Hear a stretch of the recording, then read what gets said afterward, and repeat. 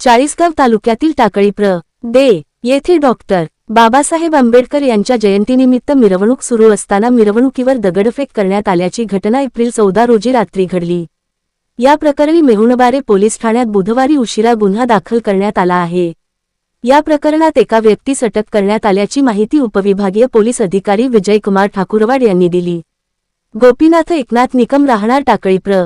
दे. यांनी दिलेल्या फिर्यादीवरून चौघांविरुद्ध भारतीय न्याय संहितेच्या कलम 118, 1, 115, 2, 352, 351, 2, 126, 2, 35 तसेच अनुसूचित जाती, जमाती अत्याचार प्रतिबंधक कायदा 1989 अंतर्गत कलम 3, 1, R 3, 1 S नुसार गुन्हा नोंदविण्यात आला आहे.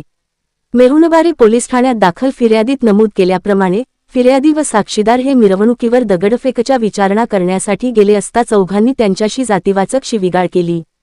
ही घटना एप्रिल 14 रोजी रात्री सुमारे घडली. तसेच एप्रिल 15 रोजी सकाळी सुमारे 10 वाजता फिर्यादी व समाजबांधव मुख्य रस्त्यावर जमले असताना पुन्हा त्यांच्याशी जातीवाचक शिवीगाळ करण्यात आली.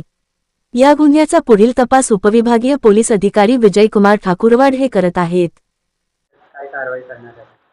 14 एप्रिलला डॉक्टर बाबासाहेब आंबेडकर जयंतीनिमित्त टाकळी प्र या ठिकाणी मिरवणूक काढण्यात आला होता.